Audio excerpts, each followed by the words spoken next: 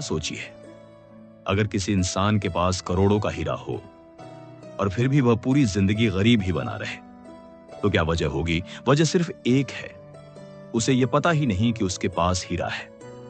आज की कहानी भी कुछ ऐसी ही है, और शायद यह कहानी हमारी अपनी जिंदगी से भी जुड़ी हुई है। नमस्कार, मैं मानस। आज मैं आपको एक छोटी सी कहानी सुनाने जा रहा हूं। संभव है कि यह कहानी आपने पहले भी कई बार सुनी हो, लेकिन अक्सर हर कहानी के पीछे एक और कहानी छिपी होती है, एक गहरा अर्थ, एक ऐसा संदेश जो पहली नजर में दिखाई नहीं देता। आज हम उसी छिपी हुई कहानी को समझने की कोशिश करेंगे। आज हम उस दूसरे पहलू को उजागर करेंगे। एक गांव में एक धोबी रहता था। वह रोज सुबह गांव के लोगों के घर घर जाकर कपड़े इकट्ठा करता और उन्हें धोने के लिए नदी के किनारे ले जाता था। उसके पास एक गड्ढा था। उसी गड्ढे की पीठ पर वह सारे कपड़े लादकर नदी तक जाता था। धोबी बहुत सीधा और मेहनती आदमी था। हर दिन वह कपड़े धोता, उन्हें सुखाता और शाम तक साफ सुथरे कपड़े वापस लोगों के घर पहुंचा देता। एक दिन जब वह नदी की ओर जा रहा था, रास्ते में उसे एक चमकदार सा पत्थर मिला। उसे लगा कि यह पत्थर थोड़ा अलग है, इसलिए उसने उसे उठा लिया और अपने साथ घर ले आया। धोबी को यह बिल्कुल पता नहीं था कि वह पत्थर वास्तव में क्या है। अगले दिन से वह उस पत्थर को भी अपने साथ नदी पर ले जाने लगा और उसी पत्थर पर कपड़े घिस घिस कर धोने लगा।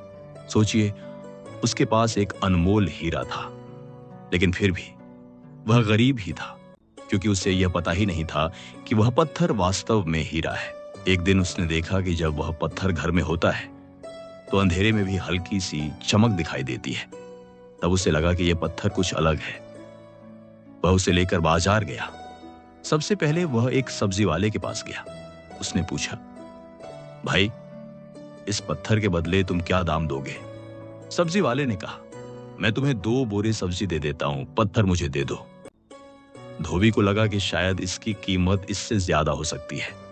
वह वहां से आगे बढ़ गया। फिर वह एक किराने वाले के पास गया। किराने वाले ने कहा, मैं तुम्हें 1 महीने का राशन दे देता हूं, पत्थर मुझे दे दो। लेकिन धोबी ने वहां भी पत्थर नहीं दिया। फिर वह एक कपड़ा व्यापारी के पास गया। उसने कहा, मैं तुम्हें 3-4 पैंट और 3-4 शर्ट दे देता हूं, पत्थर मुझे दे दो। लेकिन धोबी वहां से भी वापस आ गया। आखिर में वह एक जौहरी की दुकान पर पहुंचा। जौहरी ने जैसे ही उस पत्थर को देखा, वह हैरान रह गया। उसने कहा, यह साधारण पत्थर नहीं है, यह एक अनमोल हीरा है। इतना बड़ा हीरा मैंने आज तक नहीं देखा। फिर जौहरी बोला, मैं तुम्हें इसके बदले 50 करोड़ रुपए दे सकता हूं। धोबी ने वह हीरा जौहरी को दे दिया और पैसे लेकर घर आ गया। कुछ ही समय में वही धोबी उस गांव का सबसे अमीर आदमी बन गया। लेकिन इस कहानी में एक गहरी बात छिपी है। धोबी के पास हीरा पहले से ही था, फिर भी वह गरीब था। क्यों? क्योंकि उसे उसकी पहचान नहीं थी। और इस कहानी में एक और महत्वपूर्ण बात है।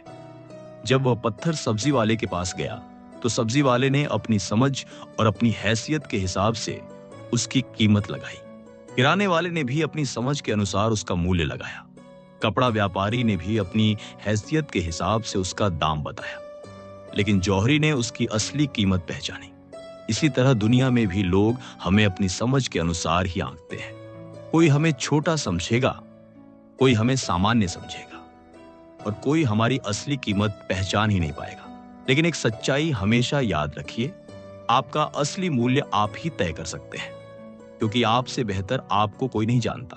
और हमारे जीवन में भी एक अनमोल चीज है, चेतना।